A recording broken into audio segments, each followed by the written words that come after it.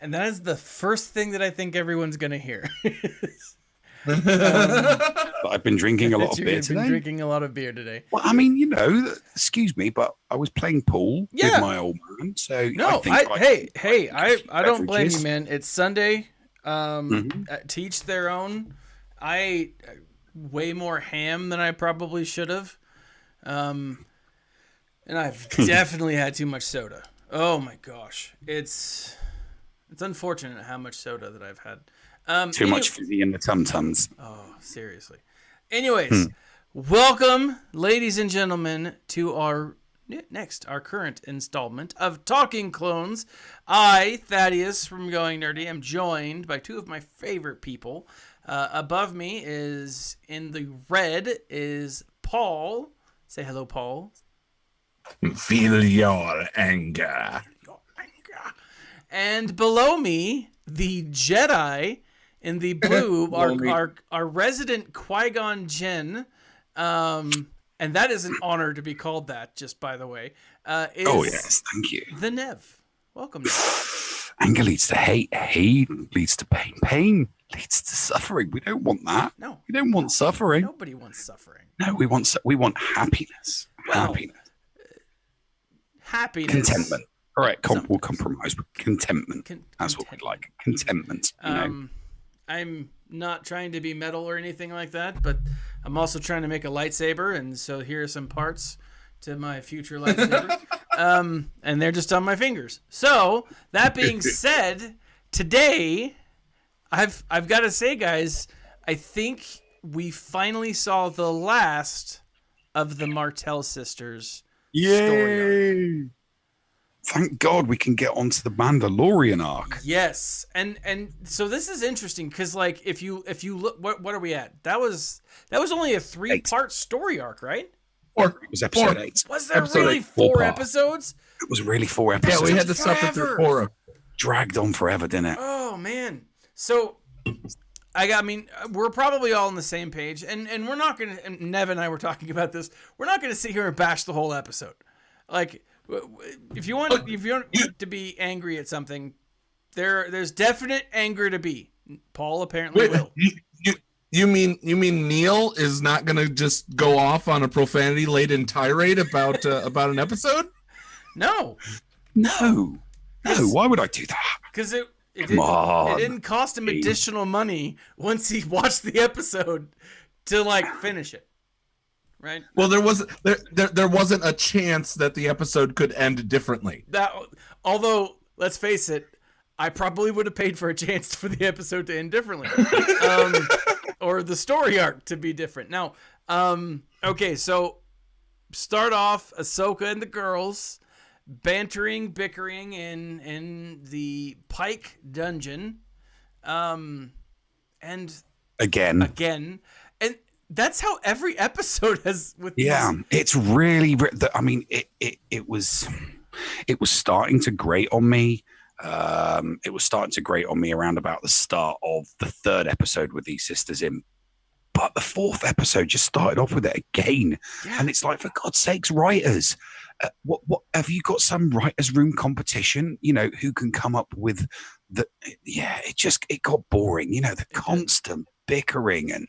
Oh my God! We get it. You're fighting with each other. Yeah, and that's what's so interesting. That's like I watched this with my girls just like 10 minutes ago. I just finished the episode, and like they were excited about it. Like, oh, cool, because they get it. It's that age. They're sisters. They're sisters. There's a dynamic there that I don't understand. And they like Star Wars because Dad likes Star Wars, but. As we're watching this, like even they kind of felt a little off. Like, all right, let's get to the excitement stuff. But I gotta say, 4 episodes of that bickering. Like, if I kept on picking up my phone. Yeah, I kept on picking up my phone. I'm like, this episode is not, I'm hearing more of the same. So yeah, I'll pick up my phone, and when I hear something different, then my attention would go back to the TV. So Yeah. they're bickering. I'm picking up my phone. I'm looking at my phone. I'm hearing them bickering. It's bickering. And then, they're not bickering. Oh, right. Okay. Plan to do something. Oh, great. Okay. Let's start watching again. And just switching off every single time. Yeah. And it's like, it's so hard. Like I want to connect. Like I want to keep watching, but like it's so like this 4-part story arc at most could have been 3. I mean, but anyway, it could have been 1. Well, no, you gotta be introduced to Martez sisters. You gotta travel to Kessel. You gotta travel to, like, all of this was setting up, and we'll get to this in a bit. But all of this was setting up the introduction of the Crimson Dawn. Am I wrong? It was a setup to get Ahsoka and the Mandalorians together. Yeah. Yeah. And it took 4 episodes. Oh my gosh, yes. And they wasted. The way that I look at this is I'm annoyed because the first 4 episodes were awesome. Oh yeah. They were brilliant. Absolutely enthralling, gripping entertainment. Just wonderful. Mm-hmm. And I'm thinking to myself, what are the next 4 episodes going to be like? And it's a complete and utter disappointment. I'm thinking to myself, you have wasted 4 episodes on a side story when you should have been putting more focus on Ahsoka and bringing the Mandalorian thing in sooner. And they dropped the ball. The last 4 episodes, they have dropped the ball. I was about to say they were brilliant with the first 4 episodes, but the material for the first 4 episodes was already available. Yeah. Yeah. And that's just dawned on me. I'm thinking, so hang on, does that mean that they didn't get the same people that wrote the original material? Possible. Like it is possible because I mean, because it seems the writing just seems a million miles apart. Yeah, it is different because here's the thing. Like you've got to keep in mind that I don't think everyone who worked on the Clone Wars made it over to Rebels, and then everyone who worked on Rebels made it over to the Resistance, and all of that even before this was like a thought, right? The only one that we know that is consistently throughout all of them is Dave Filoni. And I'm not going to pin this. And so here's the thing. This is the story arc was problematic. They're and I say problematic because it did drag on. It wasn't that it was terrible writing. By the end of it, here's what I was hoping. At the end, okay, let's rush through the episode and talk about the episode real quick, and then I'll tell you one of the things that really bugged me. And it is the one thing that bugs me in all Star Wars movies, with the exception of Rogue One and The Mandalorian. Not a movie though, and it's dialogue. Anyways, so before that, the one thing that bugs me, does Rafa sound more and more like Joan Rivers every single episode? Yeah.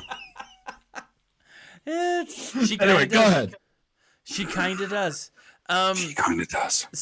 So she escapes, right? Ahsoka, mm-hmm. she breaks out of prison. She makes that deal. Hold on, I'm jumping all over the place. She makes the deal. I love that Ahsoka, like that to me is like quintessential Ahsoka.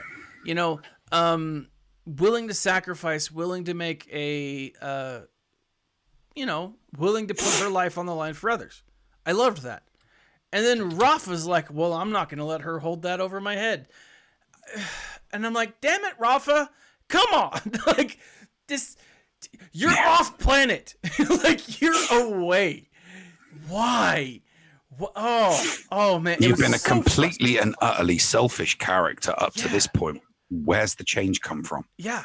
Because it's completely out of character. It is. And it should have been Rafa saying, let's get out of here. And Trace saying, no, we have to come up with a plan. We have to go back and save her. And it should have been Rafa going, no, I'm looking out for you and me. This family is all like, Yep. For 3 episodes, all it's been is all I care about is this family and looking after this family, and now I'm going to put this family in danger to save someone I don't really like. Yeah. It's so frustrating. Like, and so I will say though, I loved the side story where they're bullying these like Pyke lower middlemen, you know, and they're like, hey, you better give me this. I mean, because I've worked in shipping and receiving, you know, like I get that there are people who are like, they want their stuff and they want it now, and you know, but you are, as you know, you're the person. There's red tape, you know. I get it. I've been there. I've been that giant-faced, long-legged character, in real life. Right? You are that giant-faced, long-legged character. I am that giant-faced, long-legged real character, but I loved that. And again, this, I mean, from an outsider's perspective, it would have been so much better if Trace was like, "This is what we're doing. I don't have a plan, but this is where we're going," and then Rafa steps up and makes the change, because that's the kind of stuff that we saw in the Clone Wars previously. Right? Someone who was put in a situation and made the right choice, instead of someone who made the right choice for the terrible reason beforehand. Right? Am I wrong? Mm-hmm. I feel... Yeah. You're good. Yeah, I feel... You're good. But I loved that. I loved the fact that she was just going through and bullying these like lower men. And when the Trandoshan shows up, the first thing those lower men said was, "Yeah, kill her! Kill her, kill her, kill her!" And like my kids were watching that, laughing hysterically. And I'm like, all right, that's pretty awesome. Please kill her. Please kill, you know, like, it would make it so much easier. But they were thinking what all of the viewers were thinking. Yes, agreed. We were all there. We're like, yeah, kill her, Trandoshan, come on. And I was disappointed that the Trandoshan died. Well, he fell to a pit. We don't know that he died. No one who dies off screen is ever really dead, right? I would love to see that Trandoshan come back and just kill her. Like they're waiting, and like after Ahsoka and the Bo-katan take off, it's the Trandoshan just standing on the platform like with a gun. That would have been awesome. That would have been really cool, I think. But you know, it didn't happen. But it was kind of a fun moment. And then this is one of my favorite lines in the whole, I would say, story arc. I do think that we have some great dialogue from the Pykes, right? And we have some awesome moments, like when Ahsoka's like, "Hey, I'm more athletic than I look." That describes me. I'm more athletic than I look. Because I don't look athletic at all. But I'm more athletic. That's not to say I'm athletic. I'm just more than I look. Anyways, tangent. The greatest line, I think, in this entire back and forth was when they've caught Ahsoka. Ahsoka has uncovered that, hey, this is Maul, right? Maul senses Ahsoka and then like looks off screen. I'm always curious how much do those like hollow cameras actually record? Well, they only pick up the person immediately in front of them. It doesn't usually pick up, you know, the entire 3-dimensional surroundings of the person that's, you know, in that hollow core. Yeah. Exception to that, I mean, a perfect example of that would be Obi-Wan Kenobi's transmission during Attack of the Clones. You see the droideka shooting at him off screen, out of shot, but then when he hits the ground, you see droideka come into shot. Makes it okay. It's not like the person at the other end can, because what you've got to imagine is Maul in physical form at his location, and what he's doing is he's looking around. That if he turns to his right, he's going to be looking at the physical surroundings to his right. Yeah, he's no longer going to be looking at the hollow projection in front of him. Yeah, so he's not actually. So yeah, it made absolutely no sense whatsoever. It was there for dramatic reason. Totally. I wasn't thinking that he was going to see her. My feeling was he was going to sense her, and I think that that's what he did. Was he sensed that she was there, right? Yeah, you like it when holograms can, sense and smell and stuff, don't you? I do. I do, actually. I'm talking about Picard. I'm taking the piss out of you. Yeah. Because I still think I think that's the best thing that came from that show is that that Spanish hunk was he was both ship and holo projector and physical entity.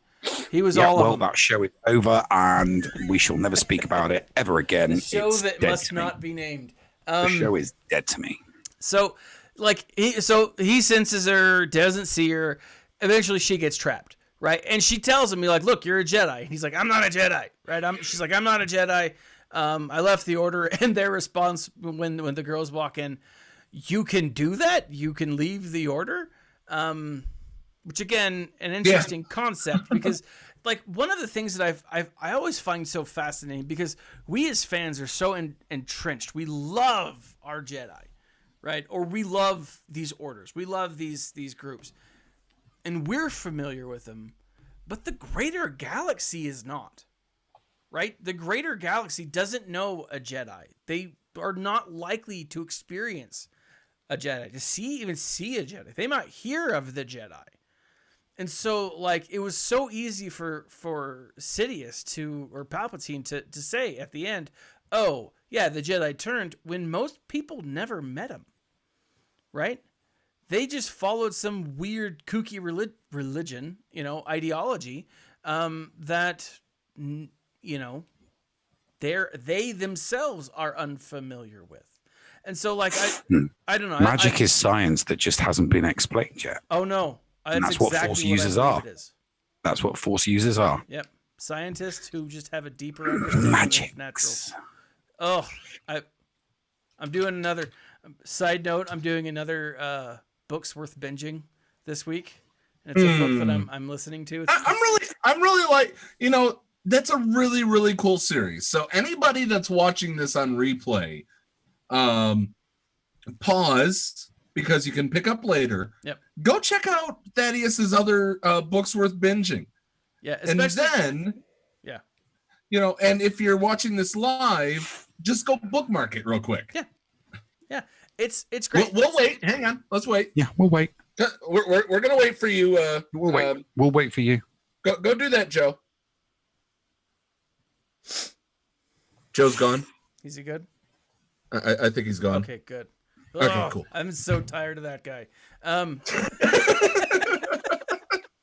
No, but like, there's another book. There's another book that I'm going to be doing called The Name of the Wind, and it's high fantasy.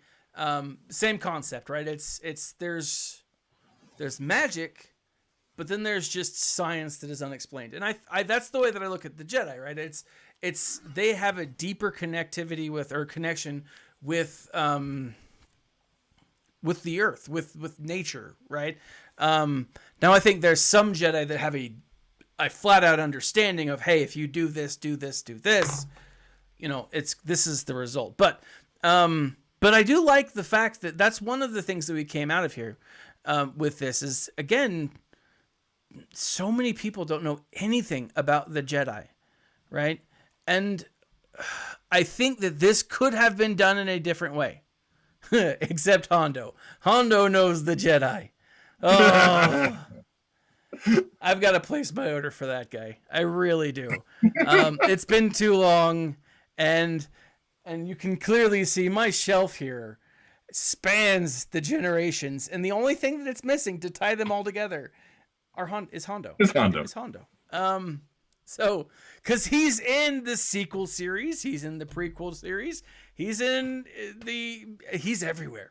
He's everywhere, baby. Yeah, but he's not as important as Cup or Ugnaught. Unfortunately, sorry, mate, he just isn't. He's not. You're right. And Jedi Guardian, far more, much more important character for the game. Sorry.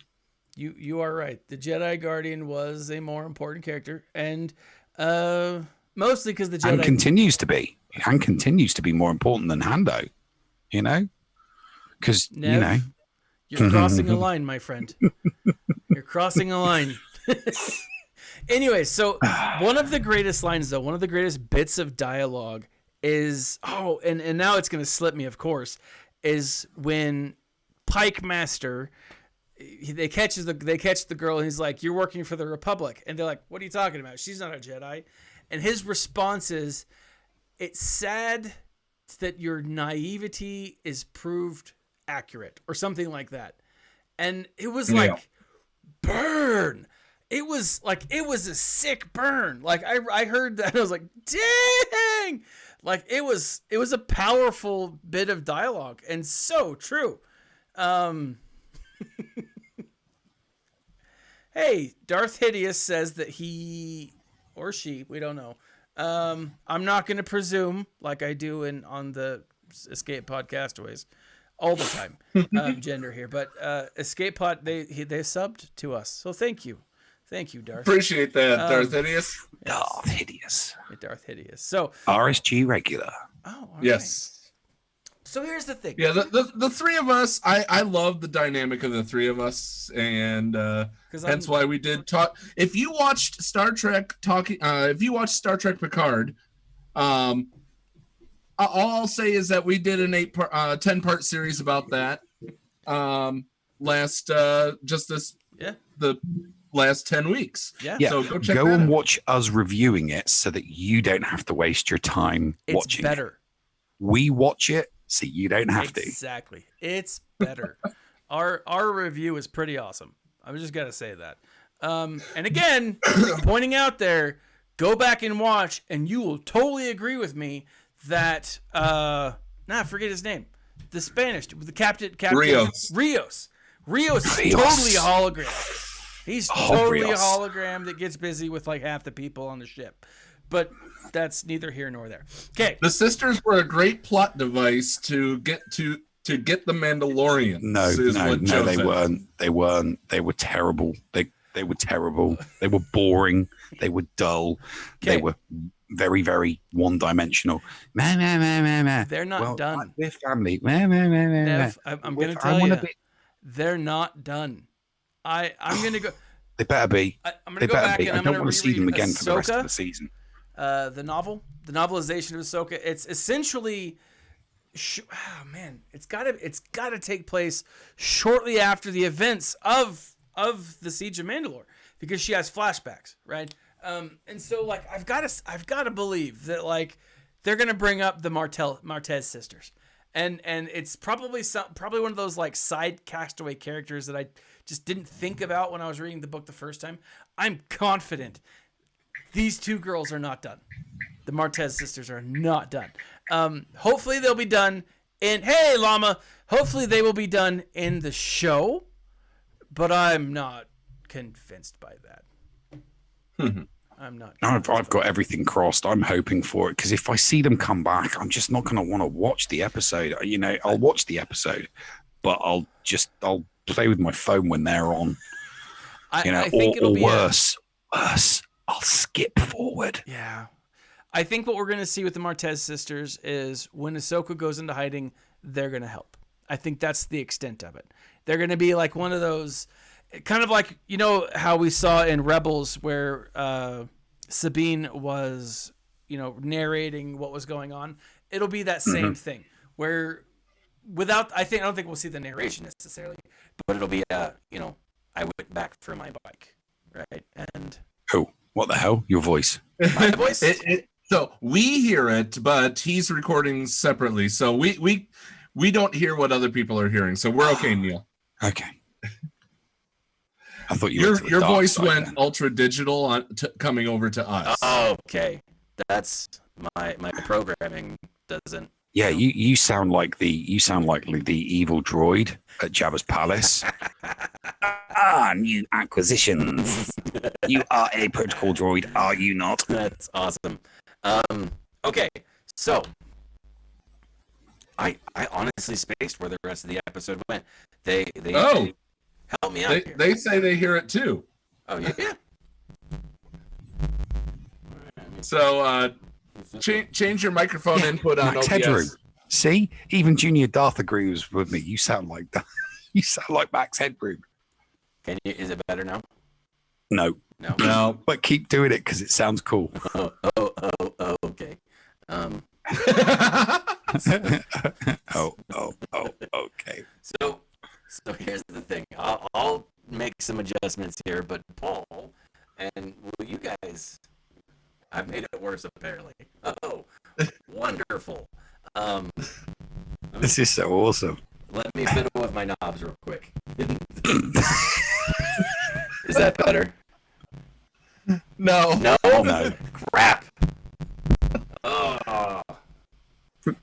Good mental acquisition. Okay. I'm just gonna run with it. Hopefully, just run with it. Okay. Yeah, just run with it. Because otherwise, I could spend here like 10 minutes trying to fix Embrace this. it. Embrace. Remind me exactly where we were. Remind me exactly where we were in the episode, and then you can unplug, replug, and do all that. We were complaining about the sisters. Well, I mean, we've done that the entire show. So, they had just been caught, and Ahsoka's about to blow up. So the plan, the trust me, the trust me from Ahsoka. Oh no! This is after that. I think we are at the part where she's about to blow up some bombs, which I thought. Can I just say, when she was placing those grenades, did anyone else think American Ninja Warrior?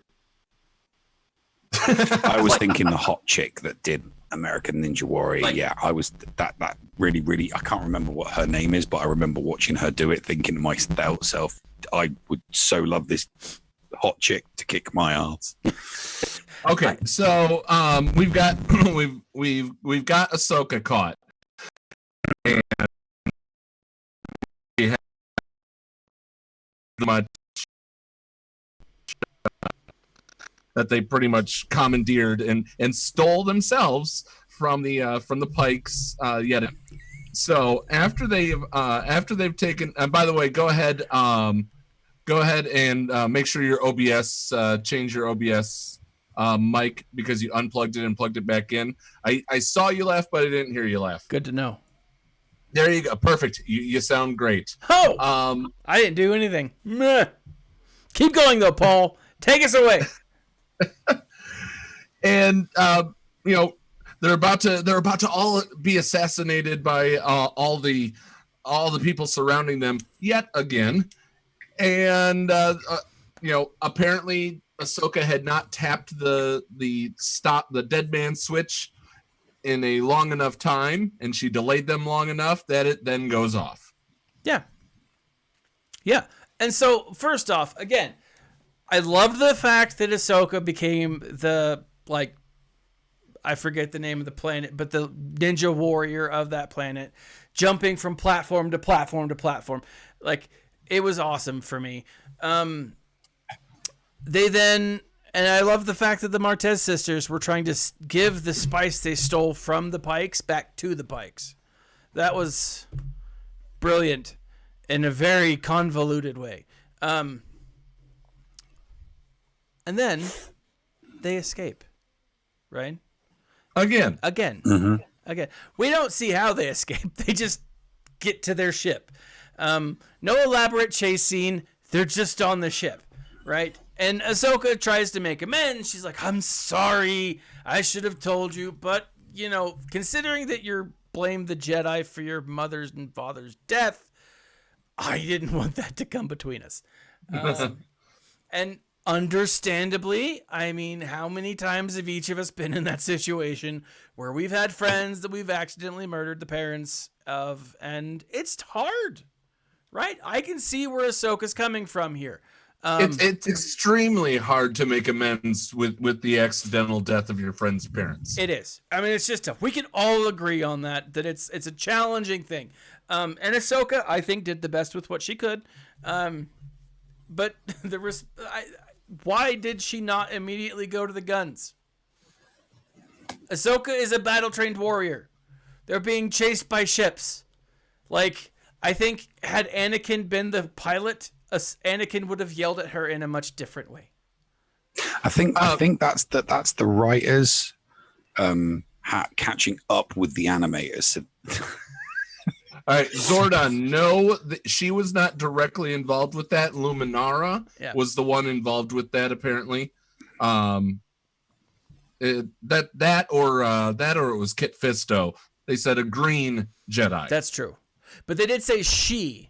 So unless probably Luminara. So unless Kit Fisto is gender neutral. Hey, I don't. I'm not judge gonna what assume. Kit Fisto does on He's Mondays. a Jedi Master. We don't know, right? We don't know. He might, and we don't know the. I almost say the Nymordian species. He's not Nymordian. He's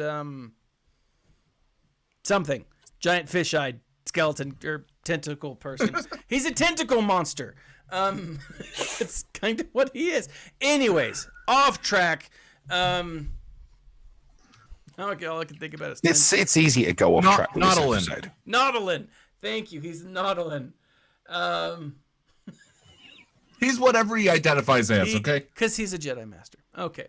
I'm digging myself a hole. Anyways, going back, it's not that it's it's clearly a joke. I was trying to make a joke, but my dad jokes don't always land. They don't ever land, actually. I think it's the joke, the purpose of a dad joke to be bad. Exactly. Right. So they flee. They take off they take off in their ship.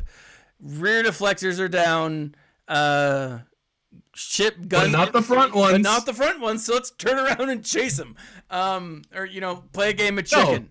I mean, chicken. Yeah. Yeah. I would have loved for them to crash. It's like that would have been awesome. That would have been only so fun. Ahsoka lives. Yeah, exactly. Ahsoka lives, and the Death Watch. They, pick her up afterwards. They watch the Martez sisters watch the die. death of the Martez sisters. It would have been perfect. It would have been perfect, and I think everyone would have been happy. But yeah, so they go off. They get back to their landing pad. They get back to their base of operations on Coruscant. And again, the question is, are you going to arrest me? It's interesting because she's a spice smuggler, and Ahsoka knows the damage of spice. Now, granted, she sees that these girls, these sisters, they're not bad, right? Necessarily, they're just trying to make ends meet. Now, granted, if they would have continued on the path of smuggling spice, they could very well have turned evil, like the traditional spice smuggler pirates that we see throughout the series. But Ahsoka's like, no, I'm not a Jedi. I gotta say that one of my redeeming moments for the Martez sisters was this right here. You did what we needed you to do as a Jedi. We were in too deep, right? And, we didn't want to necessarily be the ones smuggling spice, but at the same time, we didn't really have many options. And so I liked that concept because of what it means for the future. We know Ahsoka has a hand in the training of at least 2 Jedi, probably more, right? I mean, Ezra, Kanan, definitely. Are we going to see Ahsoka being involved as oh, dang it, now that the name escapes me, as Fulcrum training other Jedi? I would love to see, and fingers crossed, knock on wood, and I hope EA doesn't screw this over or screw this up. But can you imagine seeing Ahsoka meeting up with the crew from Jedi Fallen Order? I mean, it's same time frame. I mean, they're across the galaxy, and it's very possible that could happen. The fact that Ahsoka is confirmed to be in the Mandalorian, right? Huge. Who confirmed that? Being that it's Easter, I'm going to say Jesus, but I don't have. Okay. a real answer. Because if it's from bounding into comics or anything like that, then no. Like so I've heard it from a number of sources. I actually saw on, I want to say I saw it on like Forbes, like that they had something like that with her being confirmed, but I'm not entirely sure that their source was someone other than one of these anonymous sources. Yeah, because the only rumors that I've heard is that she's going to be in it, that she was going to be in the final episode of season 2. Yeah. Well, but again, that's just I heard she's going to be in it. That's all I care about. And that's the thing. I don't want her to play a major role. I don't want her to have. I just want her and Hera and Sabine and Ezra to have tiny little part to give us a taste of what's going to come from the spin-off. Yeah, exactly. I did see. I did the spin-off is just. That's all I want. Yeah. I just want a taste of what the spin-off is going to be. Oh, like I got goosebumps, guys, just thinking about that. And that's the thing. Like if I got a little wood just saying that out loud. Well, I'm glad. And I hope that none of my viewers are young. Did you check the box? No, this is not made for kids. Yes, I did, but I also shamelessly promote my channel at school. You have to tick that box. I do tick that box. Everybody ticks that box. Because of you, the Nev. I never know what he's gonna say, and I love him for that. But here's the thing: like, Ahsoka is now going to spend her time over until she becomes Fulcrum, dealing with her role as a Jedi, right? Her personality, who she is, what she's about, why she left, and if that was a wise choice or not. And she's going to spend some time trying to find Anakin, right? We know that from season 3, I think, of Rebels, that she, or I don't know, sometime in Rebels, she said that to someone somewhere. But we know that she spends some time looking for Anakin. So I think I would love to see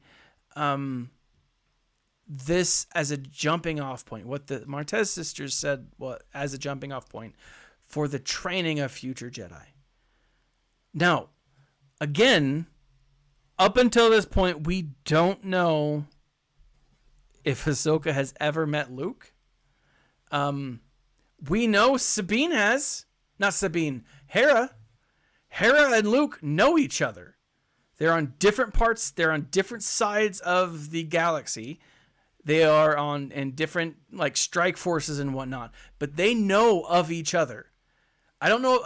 I'm sure they would have bumped into each other in the mess hall of Yavin 4. I mean, they have to know. And so... they would have been carrying their food on their tray. They would have looked across it. What's up, dude? What's up, Hera? Sorry to hear about your... I don't think that they would have sat down at the same table to eat as each other. But, they would have, the bro thing, you just look at someone and, what's up? Here's the other thing, too. Look at... I mean, if... Jason Syndulla. Jason must be trained by Ezra. He's going to hear all of those stories about Ezra. If he's spending time with the rebels, he's going to hear all of these stories about Luke. I mean, think of any child who is a pilot. We know. How do we know? Because his mom is a pilot. Because his mom's freaking Harrison Dula. Of course he's going to be a pilot. I've got to believe that Jason was one of those that was trained by Luke. Was he trained by Ahsoka too? I hope so. And I hope that however, however that Jedi Academy builds up, oh man, I really hope that they take that into consideration, right? Because whether you like the Martez sisters or not, I can live without them. I think a lot of us could. The point that they make is a very valid one. This is the type of help we need. We don't need a police force. We don't need an intergalactic Jedi, cops. you know. Although just on a tangent here, can you imagine what a cop style TV show with Jedi would be like? I think it would be awesome. It'd be like Miami Vice on crack. Yeah. Or maybe even a Reno 911 style version of Jedi. Yeah. That would be A great. comedy. Yeah. Now a Star Wars comedy. Oh, that would be so like Red Dwarf. That would be yes. Oh, a J.J. Star Wars Abrams, Red Dwarf. I know that you're a fan of our channel, and you watch us. I'm sure J.J. Abrams, Dave Filoni. Yeah, I know you watch. we don't want JJ Jar Jar Abrams anywhere near Star Wars ever again. Shh. I have said, and I will stand by this. Who did number 2? Who did number 8? Ryan Johnson. Ryan Roundhead Johnson. I would be okay with Ryan Johnson taking this. No. A spin-off that half the people like and half the people don't? I mean, no, he would take the heart. He would take the half that likes it and split them in half. So it's a quarter, and then you'd only have a quarter of people liking what he did. So no, Ryan Johnson, stop it. So you're saying it would be you told me quarter portion? 1/4 portion. You told me to stop. I sent Paul away. And he's not wearing pants. Ryan Johnson. These are shorts. I'm in Texas. He's allowed to wear shorts. He's in Texas. I'm in Utah and it snowed today. Yeah, I hated it. I was like, oh, I'm not leaving the house. I was going to. Anyway. Look, as far as I'm concerned at the moment, Dave Filoni, okay, Jon Favreau, and Director Squadron. Yeah, that's fine, right? Director Squadron. And Filoni, not Filoni, sorry. Jon Favreau and the Director Squadron. They are more than adequate to handle whatever spin-offs need to be done. Yeah. Okay? As soon as Dave Filoni and Jon Favreau are in charge of Lucasfilm, which is what we're all hoping will happen over the next 12 months, right? He can say to each of the people in Director Squadron, right, that's your spin-off, that's your spin-off, that's your spin-off. You know what is a winning formula because you all worked on The Mandalorian. Take that winning formula. You do a spin-off. You do a spin-off. You do a spin-off. You get a spin-off. Everybody's happy. You get a spin-off, and you get a spin-off.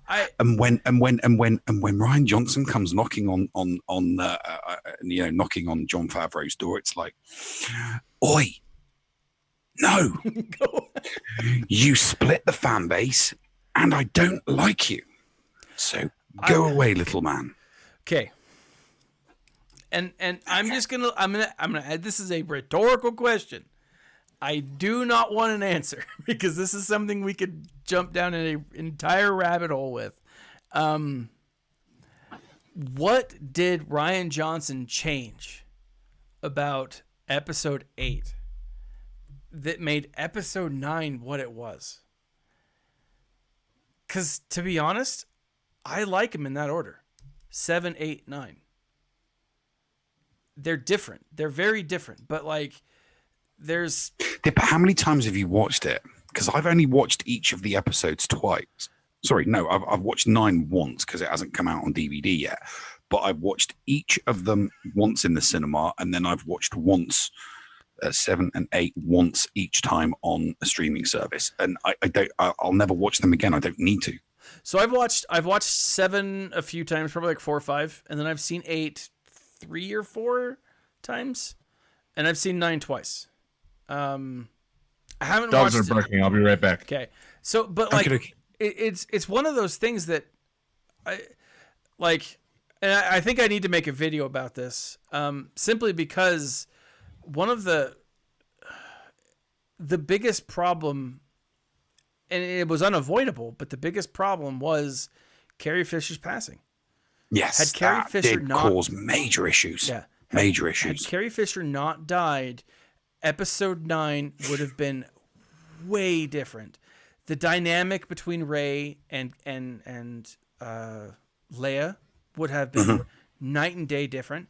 It's like I'm reading the book right now, and it's not even changeable in the book, and it's unfortunate because I think there's so much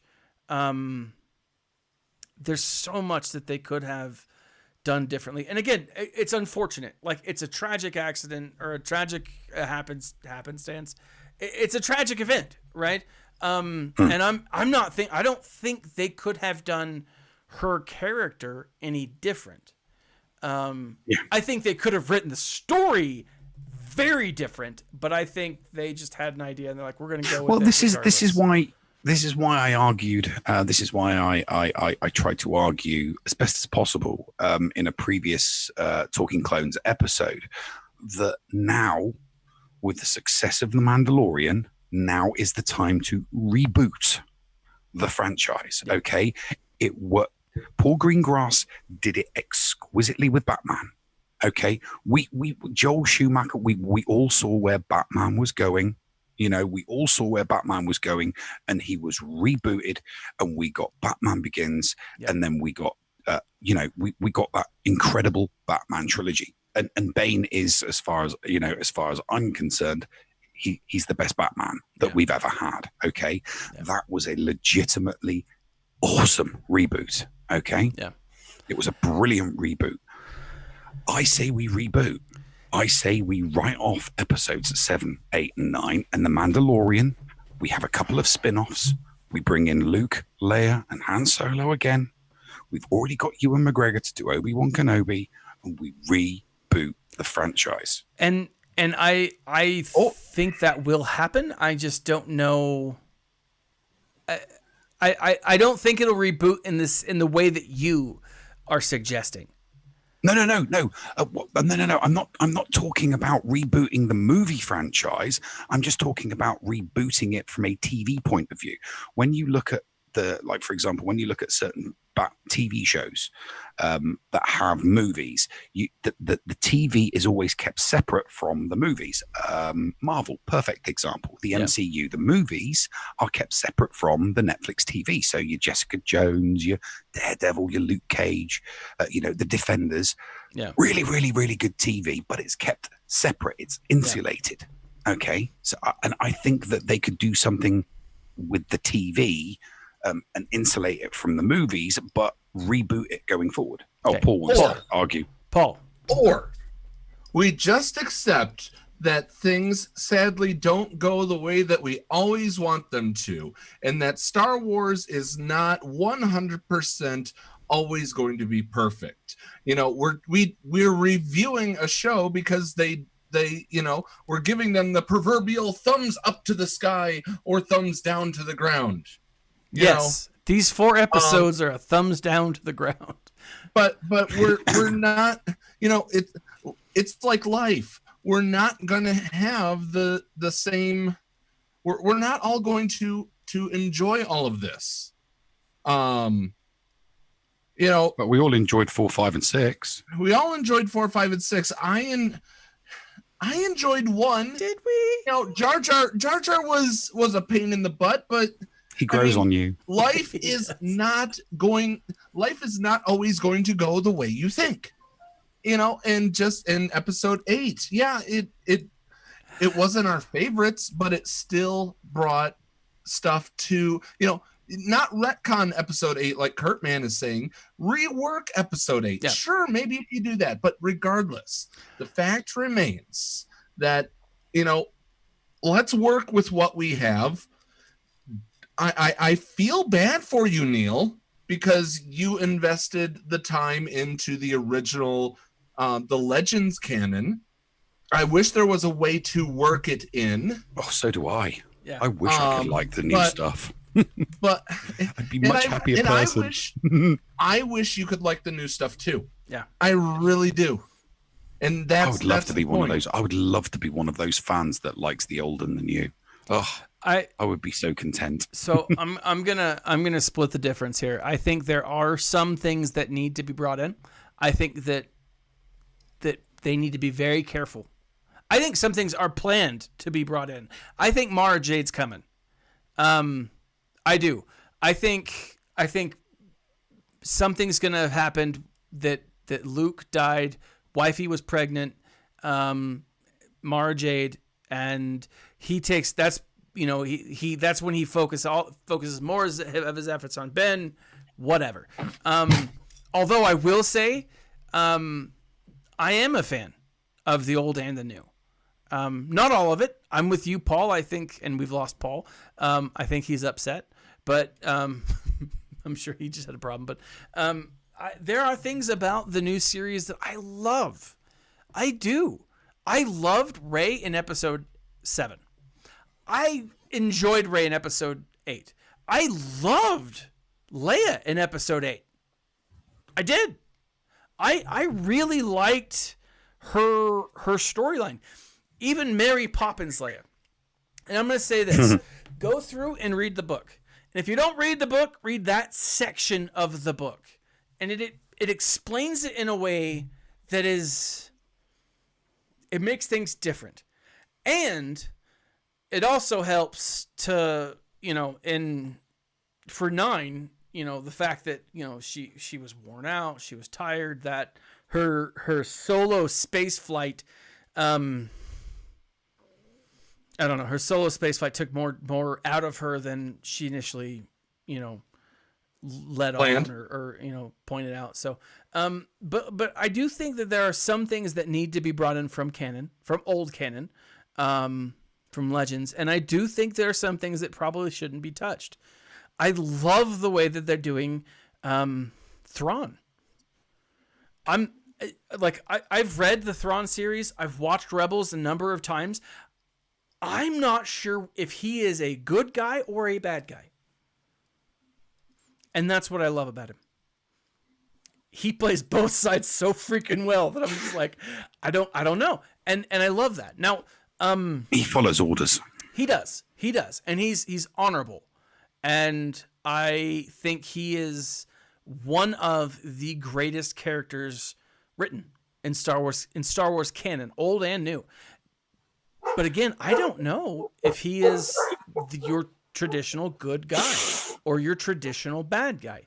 He's not the evil mastermind, at least as so we're seeing so far in books and comics and stuff, that he was in the old canon, which I know does upset some people. But he's still got that edge to him. He just doesn't have the... I think there's a more of a moral compass that I see currently than I saw in the original books. And that's why I like him more now than I did in the past. So, just a thought. Junior Darth, I really want to agree with you. I do. So, Junior Darth says, no way Obi-Wan is the best written. And I really want to agree. I just can't currently. He's awesome. He is. And anyways, okay. So let's finish the story. We've lost Paul, but let's finish it up real quick. He keeps on popping in and out, doesn't he? I'm not sure if he's having connection problems or. And I closed down my Discord because I didn't. No, I'm not having connection problems. I was getting dinner. Right. Gotcha. Is it garlic bread? Yeah. No, chicken bites. Chicken bites. Oh, you do like your chicken, don't you? Chicken I do delicious. like my chicken. And Junior, you're right, man. Obi-Wan, here's the thing. I'm going to lose all of the people viewing when I say this. 4, 5, and 6, not my favorite. I know. Novelizations of those books, though? Oh, I lost the Nev. Oh! Novelizations of those books. How did we lose Nev? Because of... I know, right? Were phenomenal, right? I said that... Okay, I'm back for good now. Okay. Now that I have my drink. I said that 4, 5, and 6 weren't my favorite, and the Nev left. I love the books. Take it back. I can't take it back, Nev. He's in chat. He's moved from screen to chat. I can't take it back. I love the stories, and I love what they did. I love the universe they created. But I didn't come to the Star Wars universe with those as my first like foray into the universe, right? And so I can't say that they're my favorite. Now, 1, 2, and 3, I think.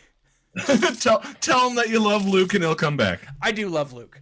I love old Luke, and I really hope that they change some things about the new Luke, or explain things about the new Luke.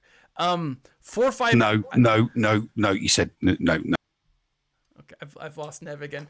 Everyone loves Luke. Oh, the Nev. But here's the thing about the prequels. Okay, in the book series, episode 3, I have 2 copies. I have 2 copies of hardback copies of episode 3, and there's a moment when Kenobi's like, well, who's gonna go after Anakin? And it's Kenobi, Mace. I want to say it's Mace, and Yoda. And they were like, you've got to go. And Kenobi is like, no, I'm not a sword fighter. I'm not a duelist. Anakin will wipe the floor with me, right? And it's this like, I don't know. It's like this self-deprecating moment for Kenobi. Hold on. Would you come back, Nev? Thank you. Oh, that's true. But he wouldn't. Old Luke would definitely not be sucking sea cow nipple. It just Nev is right. But there's a moment where Kenobi is in the book, and this is not something that is explained in the films.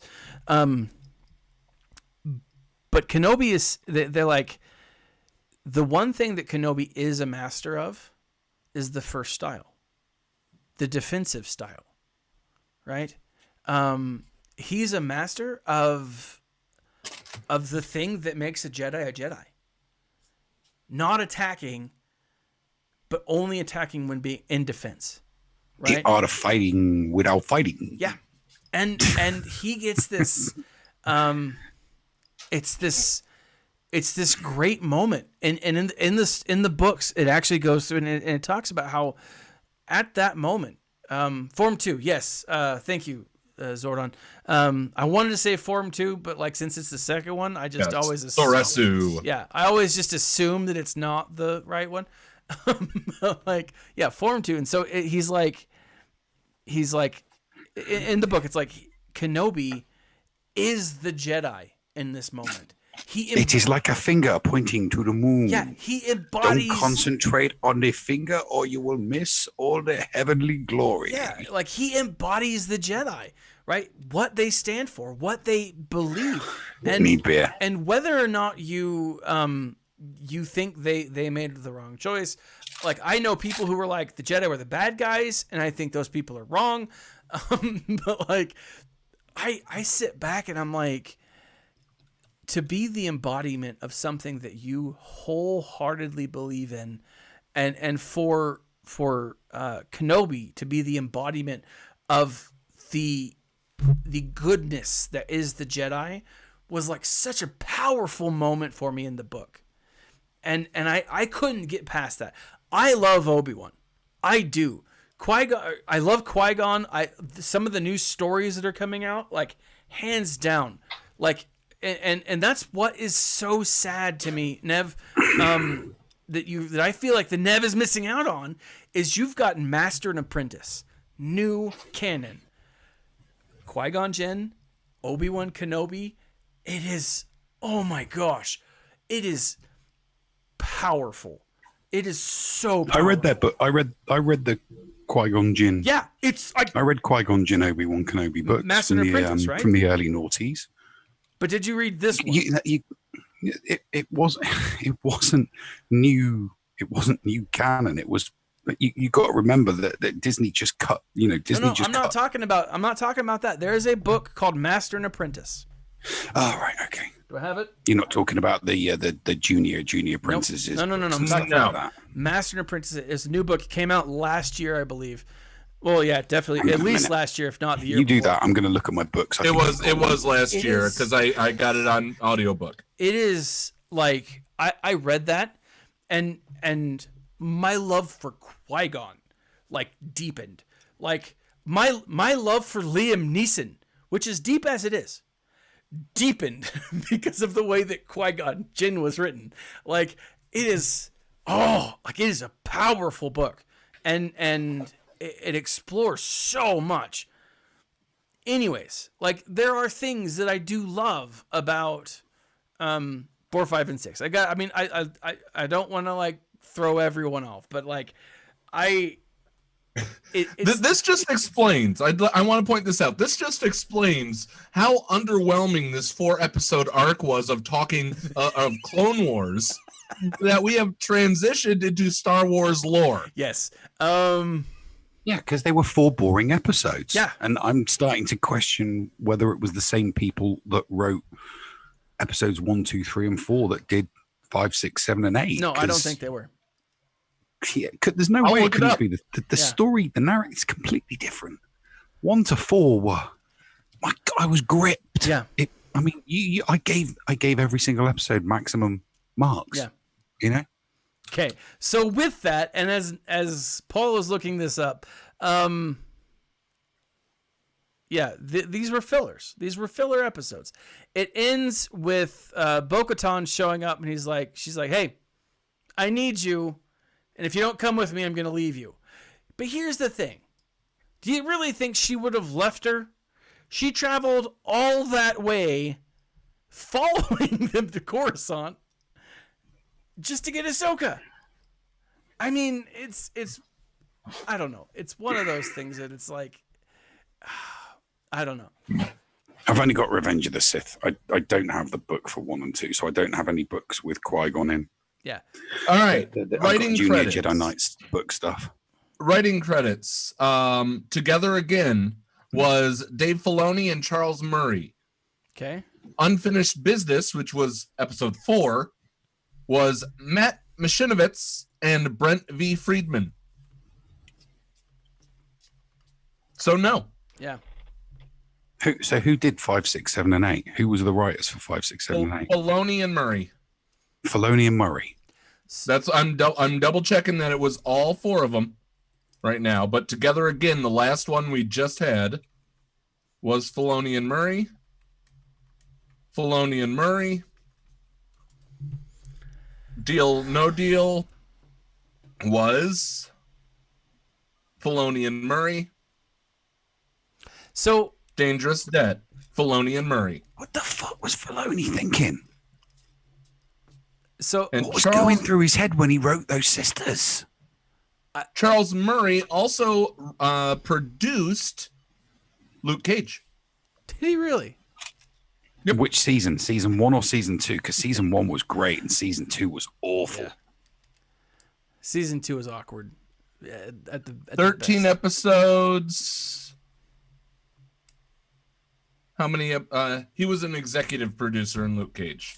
Right. Okay. Yeah. Because season 2. I mean, it wasn't. It what you know. Obviously. It wasn't shite. It wasn't awful. Yeah. It just because 1 was good and 2 wasn't as good as 1. It wasn't as good. So, but I'm saying it was still entertaining. It just wasn't as good as 1. You know. So then the question I have are, what are they planning? Now the last, the episode's over, right? The story arc is done, and like they are moving from this to the Siege of Mandalore. If you guys saw the video that I did that talked about like where Maul has been between between season 6 when he's bested by Sidious and where he is from this moment, like we get that whole story arc, and that should have been here, right?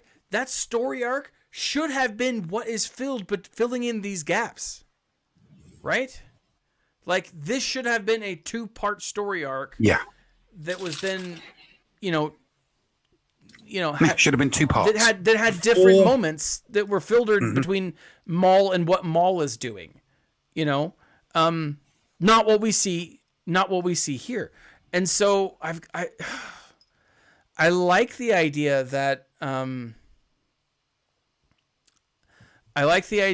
this is bigger than it's leading us to believe. I'm hoping that Filoni has, I know he does.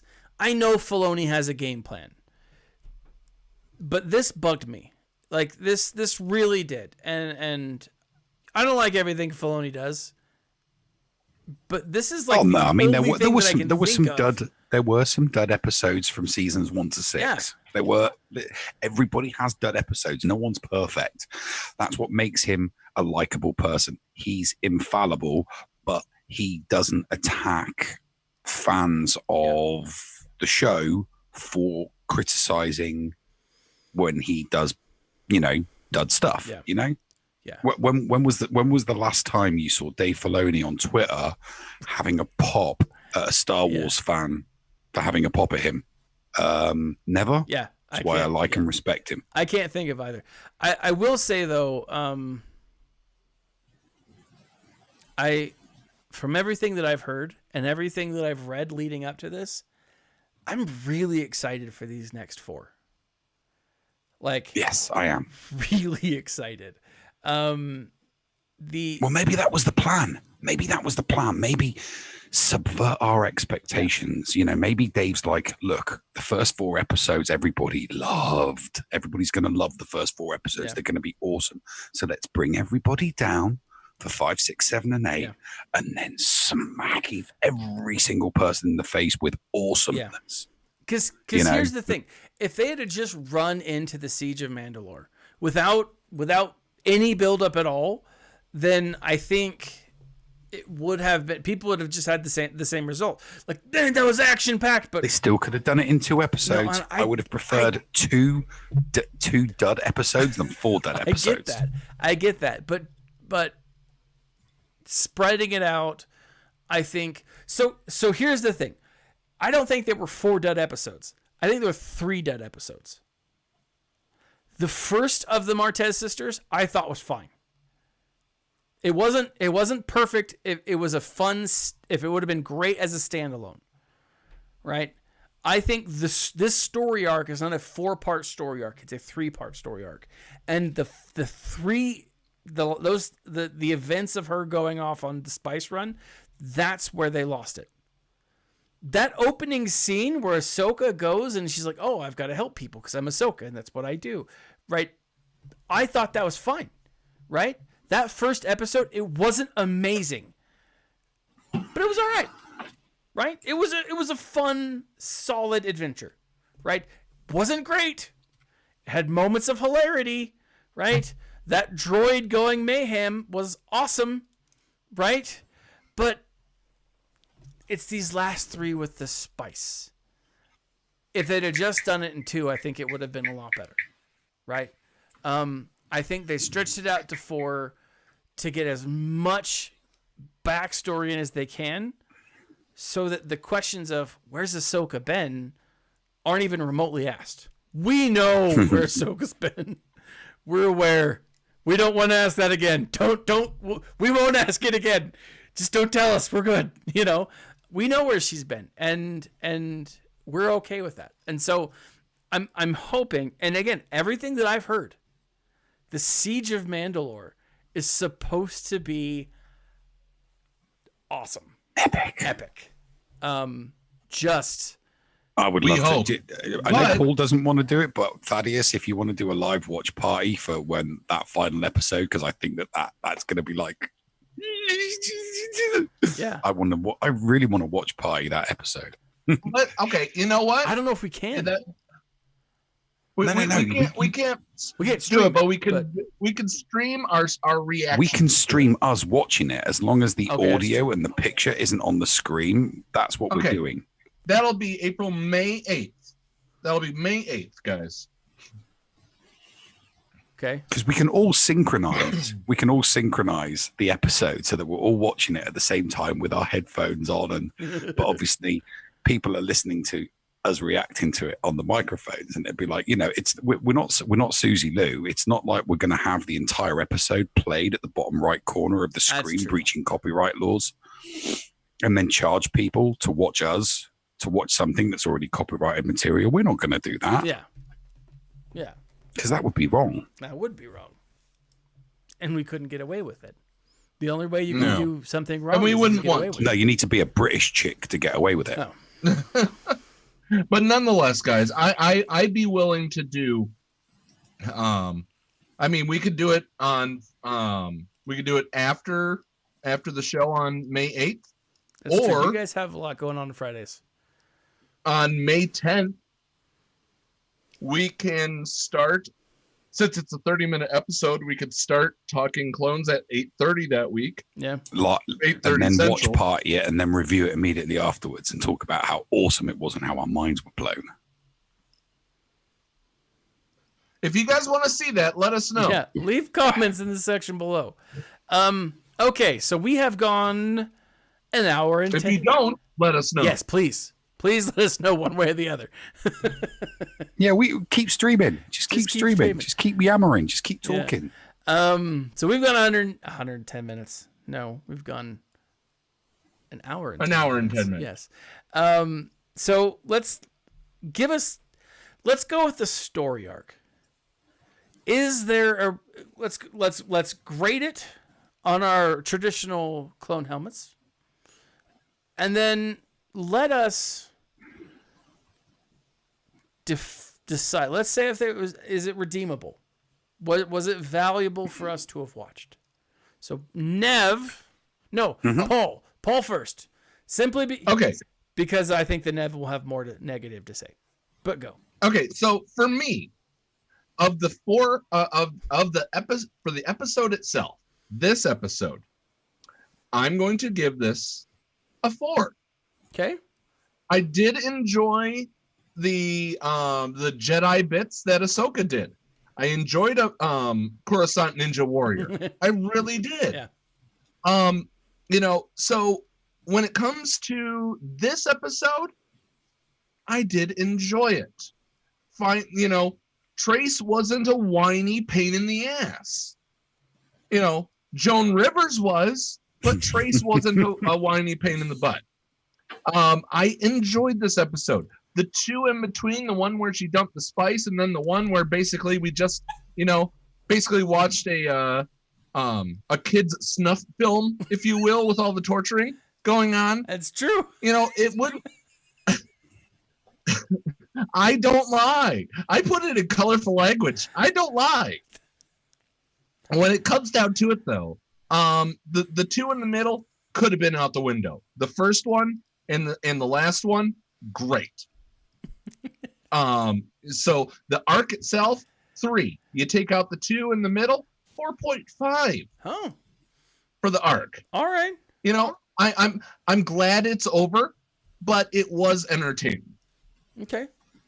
So anyway, where do you want to go? Do you want to give your thoughts, or do you want Neil to go?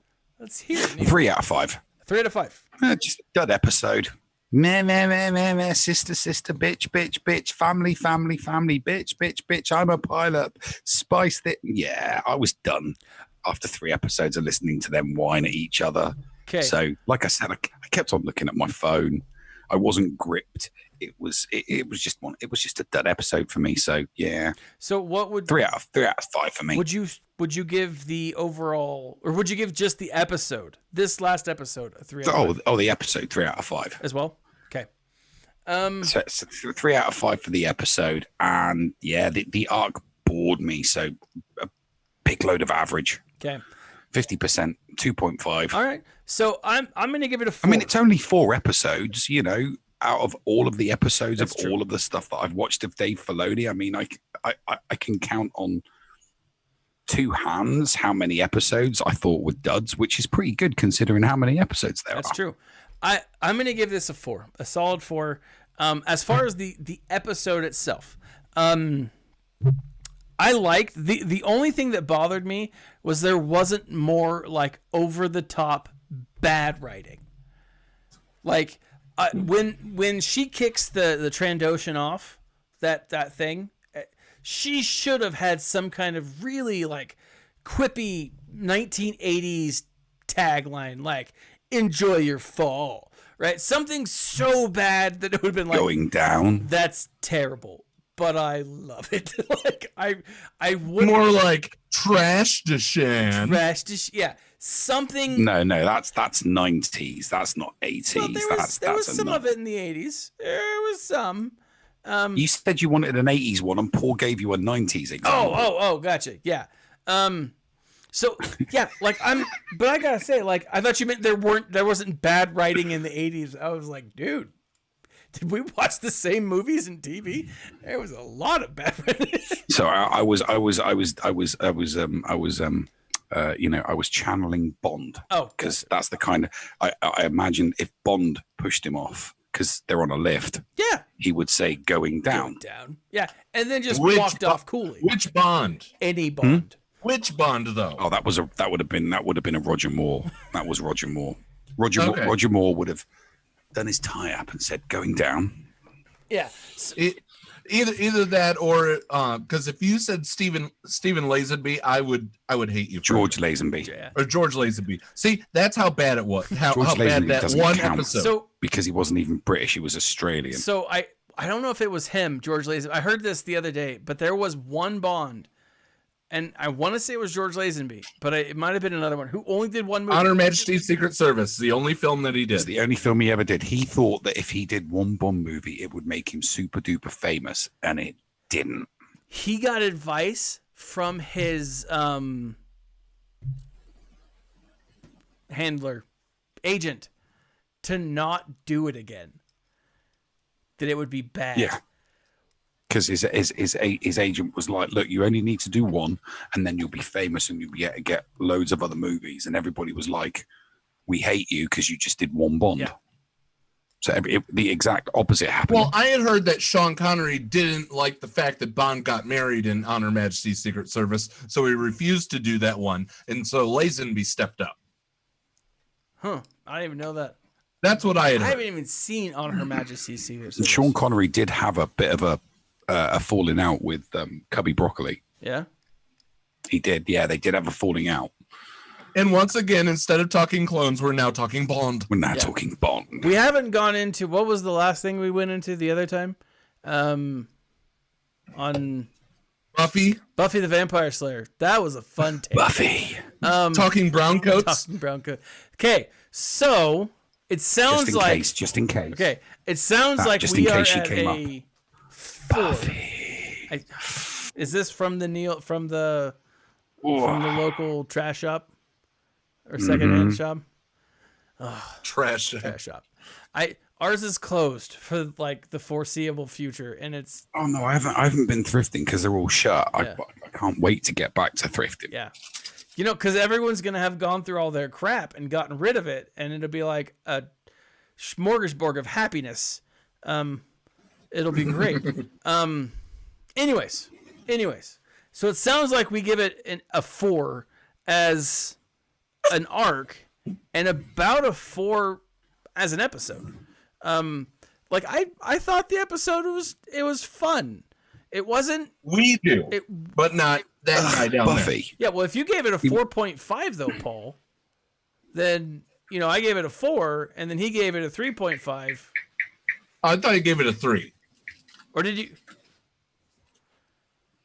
Anyways, so it's average, right? We have a pretty average take on this series, or on this arc, and I think we are all very happy that it is over.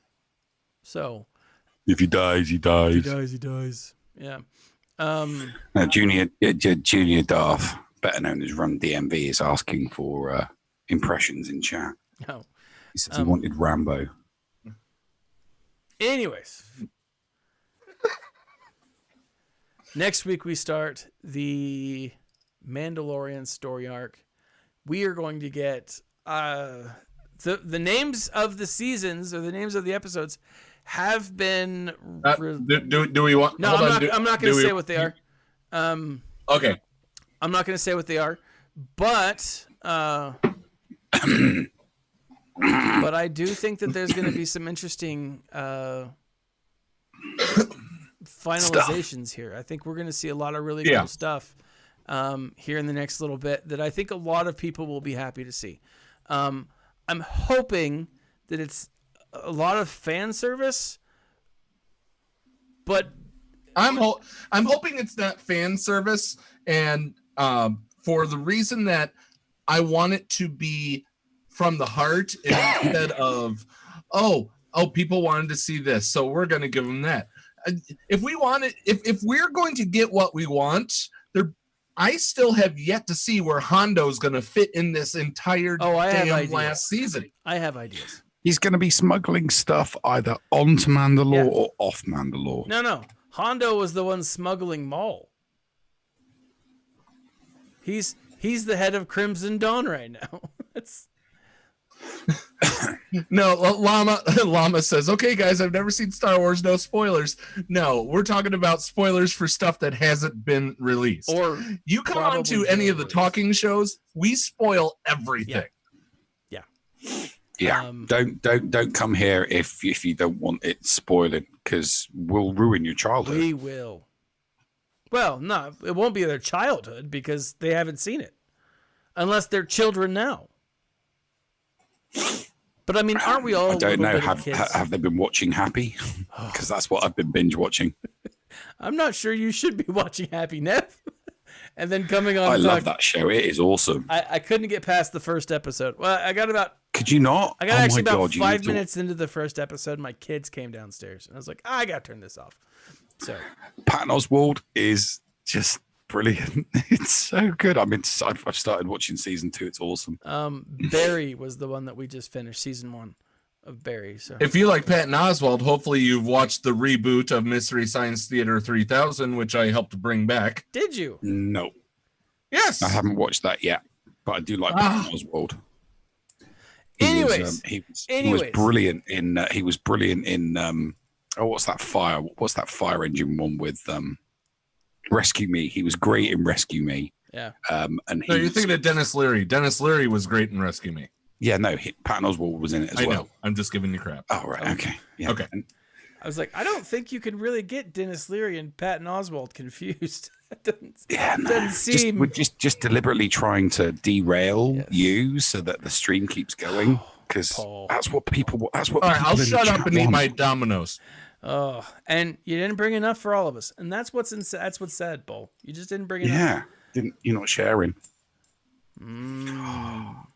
Ugh, no, that doesn't look. No, I prefer my home cooked chicken breasts in breadcrumbs, because mine are the best. You take regular breadcrumbs and you mix some Italian seasoning and some black pepper in it, right? Then you put your chicken chopped up into a plastic bag with some flour and shake it all up so that it's all dry. Then you dip it in egg, dip it in the breadcrumbs, right? Before you put it in the oven, you take a spray can of olive oil. Give it a generous spray on the outside. You put it in the oven for 15 minutes. You take it out, you flip it, you spray it again. Makes the breadcrumbs really, really crispy and golden brown. This has turned into the cooking channel. That was actually my first website. My first website was Going Foodie. You talked about that. It did not. Kurt, I am drinking what you Americans call Miller Lite. It's a really, really poor excuse for a beer. All right. I got to go upstairs because I believe that I'm either going to be beginning season 2 of Barry or finishing season 2 of Ozark. Which then Ozark, please finish Ozark. Can we do Talking Ozark? Which then Nev and I will be able to talk about. Oh, hurry up and finish it, because I love that show. Try. Season 3 was so awesome. I'm going to see how many people we can round up, since you're not going to be able to make it in. If Llama wants to, Llama and Sephironis and Joe and I are all going to play Fortnite in our duck costumes. Quack, quack. I might be able to do both, just saying. Anyways, thank you for joining us this evening. I hope you guys are having a great Easter and hope it's been fun for you. And just a great weekend. This is the last episode before the series of the Siege of Mandalore begins. So we are all excited. We are all nervous, I think, a little nervous. But I think that we could get some fun stuff going. I'm very excited for it. Next week, join us as same bat time, same bat channel as we talk clones. And if you would, and other shit and other stuff, and if you would like for us to do a live stream reaction of the final episode, the finale of the finale. Yeah. So not like the next one, next 3, but the finale. No. We'll save special live stream type of things. Maybe we'll do it, Patreons of you or I only kind of thing. But still, if somebody wants to see a live stream for the finale, let us know. Would love to. Yeah, let us know. With that, gentlemen, what you got going on this weekend or this week? Did we save Scotty McLaren? I've got GAC tomorrow on the Chain Gang. That's going to be fun. All right. As long as I don't blow anyone's eardrums out like I did the other day. I forgot to mute every single account. You were fine. So. You were absolutely fine, Neil. Coming up this Friday, did Neil and I save Scotty McLaren? What happened to Hellenix and the Noob? The big thing this week, and it's kind of funny after everything that happened this week, we are having our content creator special 2, where we'll be talking to iBlackish. And Neil, this was planned long before we talked to iBlackish about being a positive content creator. So it's don't you mean good? A good content creator? Nope, positive. No, positive. Staying positive in a negative aspect. So being a shill? No. How to be a shill? No. Because you can be critical, and you can be critical. You can be critical, and you can be journalistically neutral. True. About a game without having to always say nice things about it. It's like, I'm going to be critical, but it's still a great game. I'm critical, but it's still a great game. I'm going to be critical. You can't be. I mean, you can be critical and then be neither negative nor positive. I do believe is a topic that we'll get into, or that you guys will get into on your show. Yeah, definitely. Exactly. So, yeah, exactly. Just it's going to be good. Okay. I've got to go sit down and write my apology letter now. I'm going to be. We'll get to that. Yeah, it's going to be fun. I'm going to make it such an awesome statement. Oh, will it? Okay, we'll see. Forward. All right, guys. All right, so thanks for joining us, guys. It's about 28 minutes with us trying to sign off. And if you want to go back, Neil did give you a pretty awesome chicken recipe. So blame the bear. Like, subscribe, share. Check out the section below. You can find these gentlemen links to their accounts in the section below. If they're not there now, they will be very shortly. Or, Paul, what are you gonna say? I just or go ahead with the because I there's one thing I want to say just before you sign off. Also, if you would like to listen to any of those books that we mentioned today, if you do want to check out the Master and Apprentice book, which I highly recommend, awesome book. Dark Disciple, another storyline that should have been in season 7 but wasn't, was turned into a novel. Great story. Same thing with, now it's going to escape me. There's an audio drama out there for Star Wars with Asajj Ventress and Count Dooku, and it is amazing. So if you are interested in any of those, check out the link below. There's a free 1-month subscription for Audible. I do get a little bit of a kickback every time you sign up. It's really not much. I do this because I love the literature that's put out there. And it helps me buy more of that literature that is out there. Or those Funko Pops behind or those Funko Pops behind me. Funko Pops don't pay for themselves. They don't pay for themselves. And Yeah. Anyways, but if you're interested, you get 2 free books. And hands down, guys, there are some great works out there in this new canon. I won't say they're all amazing, but if you don't want my opinion, then please check out the link below. This has been Thaddeus from Going Nerdy. Paul, what were you going to say? And I was just going to remind people to smile and stay nerdy. And now is the time to cancel the stream. End the stream. It always takes